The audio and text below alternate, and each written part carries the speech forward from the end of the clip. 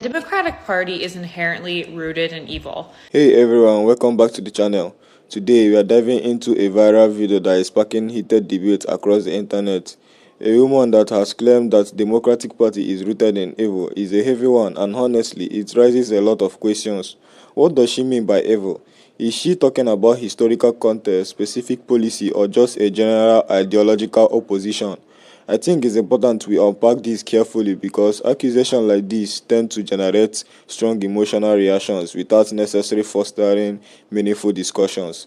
Let's dive deep into what could be driven such statements and how people are responding. Nobody is ready for this conversation, but the Democratic Party is inherently rooted in evil. And they don't believe that they are because if you notice, most people on the very far left actually lack very common, basic US history knowledge. One of those things being that Democrats were the ones who owned slaves and Republicans were the ones who freed the slaves. The Democrats will never be able to outlive the stain on them that is the Jim Crow laws. And they will tell you as Republicans that you are racist and that you are taking the rights away of African American people in this country, which is entirely false. And there was even a woman who came on this app crying after the Trump victory, saying that she felt like she was going to become a slave. Now let's fast forward to 2024, shall we? What exactly is the Democratic Party pushing today? Oh, just the murder of innocent children inside the womb in the name of women's rights. Just the demonizing of all white males in this country and the working class people of this country. Just the absolute outrageous idea that it's okay for children to change their gender with dangerous chemicals that are actually causing health complications and making them die early deaths. The idea that the traditional household is inherently sexist and that women need to be more masculine and have careers and it's okay for men to stay home and not be providers. They are completely destroying everything that is America's backbone, not to mention the praising of a candidate who was telling them to leave the rally at which they were shouting, "Jesus is Lord." So you guys, please tell me. Let's look at the Republican Party and the Democratic Party.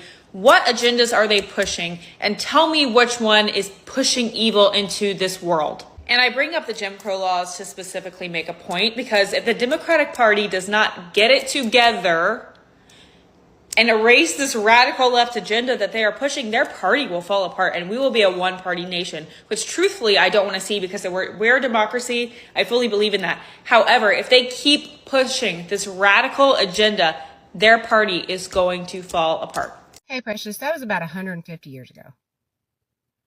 Today, we have neo-Nazis. Very clearly, hopefully everybody understands, those are bad guys. Those are the guys that don't want everyone to have the same liberties, the same rights, the same freedom, individual, regardless. The neo-Nazis are on one particular side. That's it. They don't cross party lines. That's not their vibe. They are not, I don't know if you know this, neo just means new, so it's today's version of what those guys were doing back then. They are only on one side, and that's the side that they have clearly seen evidence that, hey, maybe these guys will lead us into race wars or whatever, another Holocaust, a genocide of some sort. I'm not sure if I can say all of these words on TikTok, but they are found only currently in the Republican Party. Feel like that's a pretty clear distinction. Well, all right, since we're going to do a little education lesson before I go outside, let's do that. So, you're right on some aspects, as right as a gaslighter is when they're gaslighting somebody by using partial truth, right? So, let's get the full truth out there. So, the very first president of the United States, Mr. George Washington, had no political affiliation with any party. At the time that the presidency took place and George Washington was elected the presidency, the parties were the Democratic and the Whig party. So look that up, WHIG. We want you to be fully aware of who those people are and where they ended up. But I do digress. Number two, the first 12 presidents of the United States, outside of President Adams and his son, were slave owners, right? So those presidents that were affiliated with the Whig Party also were slave owners. I want to call them slave abusers because nobody should ever be owned, but we're going to call it what you called it, right? So let's look at when the Republican Party first came onto the scene, which was in the 1850s, right? And so they were not the popular party initially. However, Lincoln did get them notoriety, and the Whig Party merged with the Republican Party against the Democratic Party. And yes, Lincoln did abolish slavery, I will give you that, all the while owning his own group of slaves. So before you come on here talking about the shit stain of America, make sure you include us all. We all carry the burden of what our ancestors did. And until we voice against it, we are fearful that we will go backwards, right? So you need to educate yourself about the Whig Party, aka the now formed Republican Party, and their ownership with slaves, and Lincoln's ownership with slaves, because Lincoln absolutely owned slaves, although he is the president that wrote the abolishment of slavery during his term and right before his execution by his own people. Keep that in mind. You should definitely watch her video. It's worth the watch. She's not wrong about anything. That's the beautiful part. It's funny because the only responses that the racist left has are, one, you're a stupid, stupid dummy head. Literally, read the comments. It's fucking hilarious. And two, you're obviously not educated enough to know about the great party flip. Yeah, there was no great party flip. It's sad because I'm a white guy from Africa, and I know that. You had one Democrat who became a Republican after the civil rights thing because his people, the people that he represents, the people that he works for, liked the civil rights idea. So he didn't have a choice but to vote in favor of the civil rights thing. And he changed his party. I think he died in the late 80s, early 90s. Strom Thurmond was his name. He was the only Democrat who switched. Only one. So why didn't shithead news organizations jump on the, it was a great party switch, and shit like Zeitgeist and all that other bullshit, say there was a party flip? Numbers. That's all. Numbers. Young people were watching that, were getting into politics at their young ages, and, if that's what they stand for, then hell yeah. The only party switch that happened were Democrat tactics, and nothing more.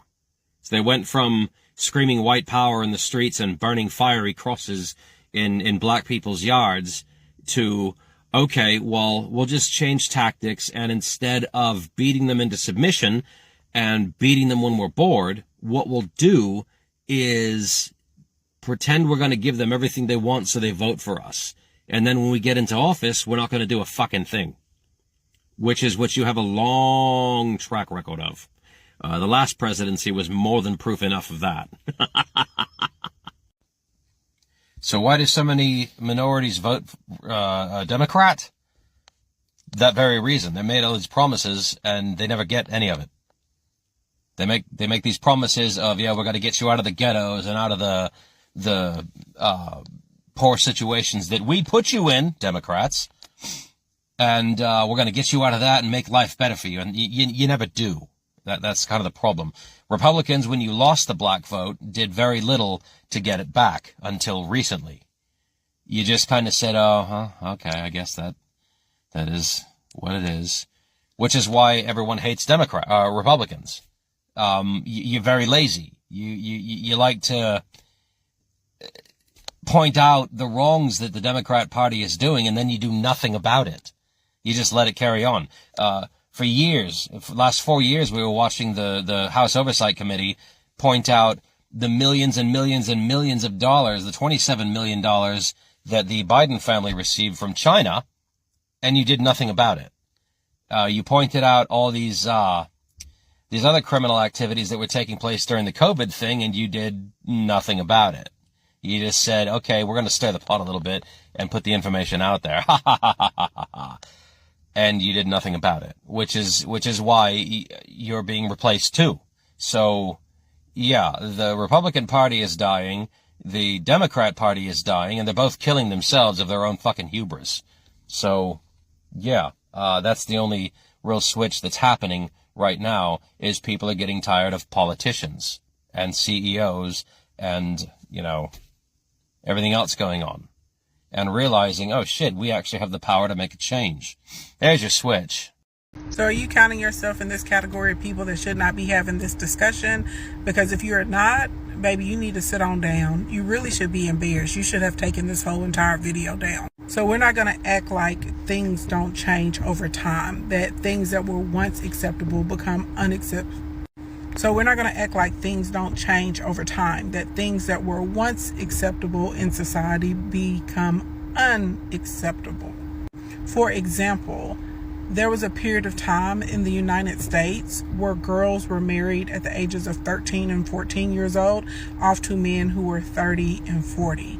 That's no longer acceptable. There was a period of time when people only took baths 2 times a year. That's no longer deemed as acceptable. Once upon a time, Coca-Cola actually had cocaine in it. That's not acceptable. You see where I'm going with this? So since you bring up Abraham Lincoln, we're not going to act as if Abraham Lincoln was just a good man with a good heart and sound mind, and he woke up and said, you know what? Absolutely not. Black people should not be enslaved. That's not really how that happened, my dear. See, during the Civil War, they were getting their butts handed to them, okay? The Republicans were getting their hind parts handed to them, and they needed more manpower. And so Abraham Lincoln went to Frederick Douglass, but you probably don't know who Frederick Douglass is, okay? He's an abolitionist. He's an amazing figure in American history. You should go and look him up. And he happened to be a black man, and he felt that black men should fight for their citizenship and for their freedom. And so in order to fight, to have black men, aka the Buffalo Soldiers, fight for the Republican side, the Union, he said, we will only fight if you give us our freedom. And guess what? Initially, Abraham Lincoln said, nah, dog, I don't want to do that. But they kept getting their They kept getting their behinds handed to him. So he had to go and get help from the only people that could help them, black people. You see, that's how that came about. And it's really odd because if you look over the past 100 years, the Republican Party has aligned with the Confederates, and now they have aligned with MAGA, right? The people that are running around shoving and waving the Confederate flag all inside of people's faces, talking about how the South will rise again. You know, some of those people that are card-carrying Nazis and Klan members.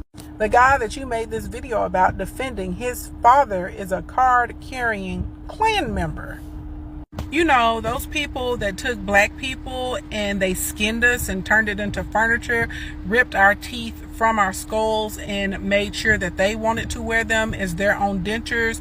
Those people that took our hair and made it into furniture. Those people that used to have high society events where they got to tar and feather and quarter those people that took little black babies and chopped them up and used them as fishing bait.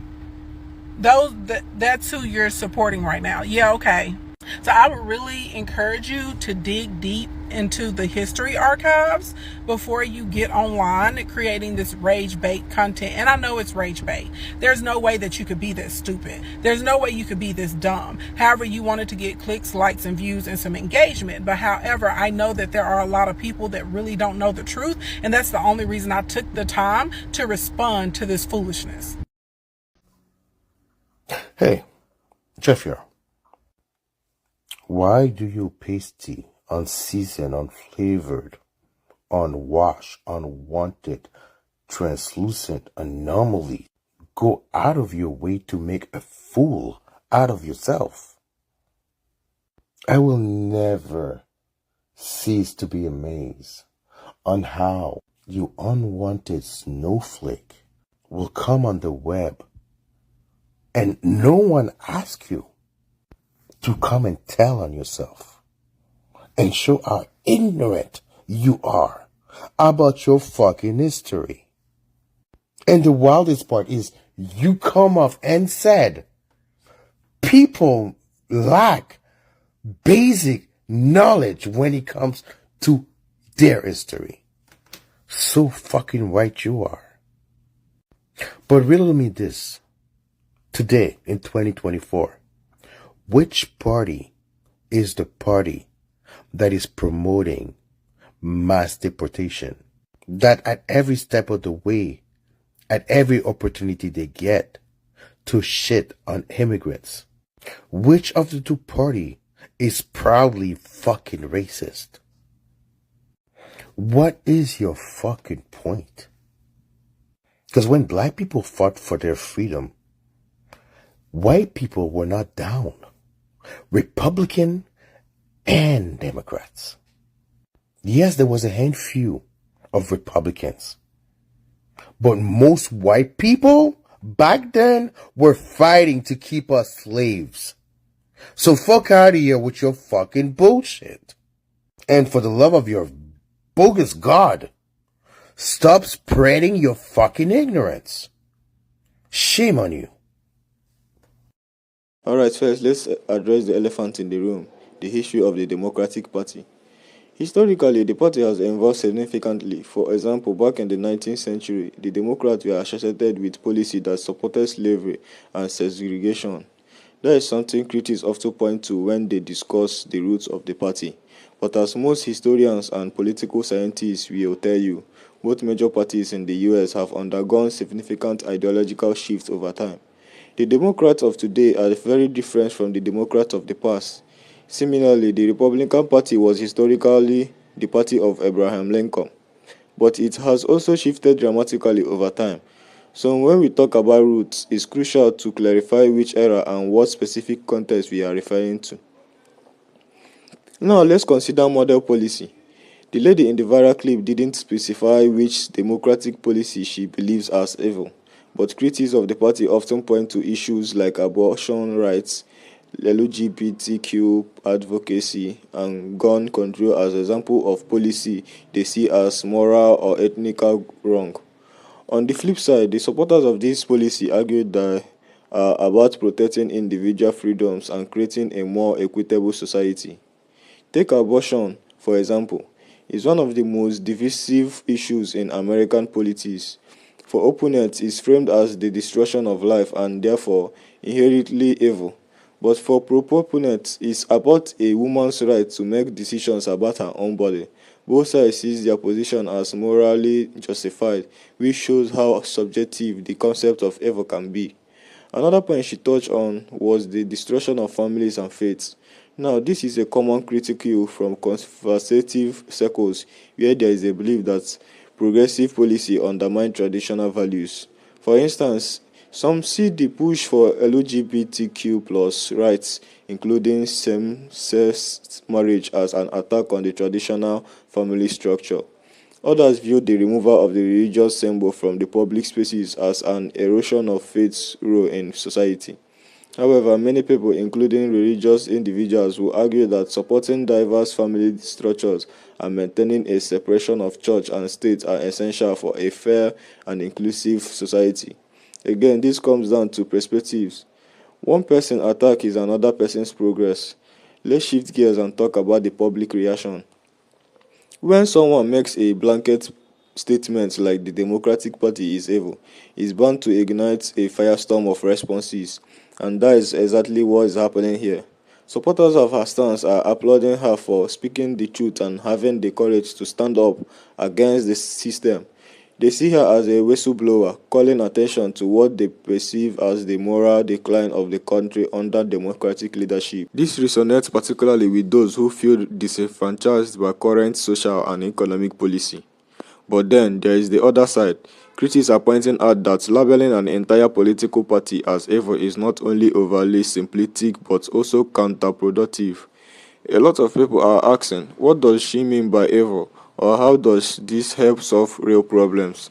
Some even see this as a dangerous historic that could further polarize an already divided nation.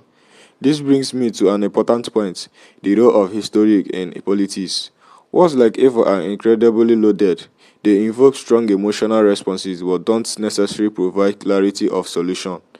When someone uses a term like that, it's often meant to rally their base rather than engage in constructive dialogue.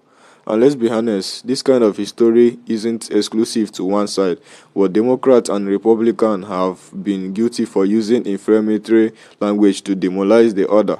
This good versus evil narrative makes for compelling soundbites, but it doesn't leave much room for nuanced discussion.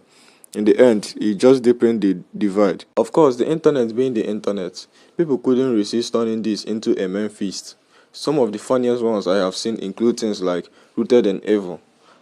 I'm just here for affordable healthcare, or if fighting for student loan forgiveness is evil, then sign me up.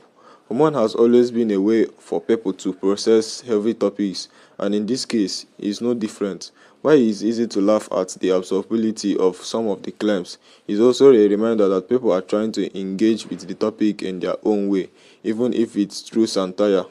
So, where do we go from here? Honestly, I think this viral moment is less about whether the Democrat Party is evil and more about the broader challenges we face in having productive political conversations. It's easy to point fingers and make sweeping accusations, but the real work lies in the addressing specific policy and their impact on people's life.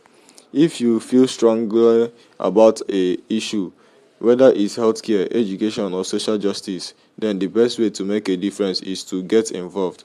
Attend town halls, vote in local elections, and have those tough conversations with people who think differently than you. It's not as flashy as calling someone evil, but it's a lot more effective in the long run. At the end of the day, we all want what's best for our community. We just have different ideas about how to get there. So what do you think about this lady's claim? Do you agree, disagree, or find it all a bit too much? Let me know in the comments below, and let's keep the conversation going. Thanks for sticking with me through this deep dive. If you enjoyed this, don't forget to like, share, and subscribe. Until next time, stay curious and stay informed.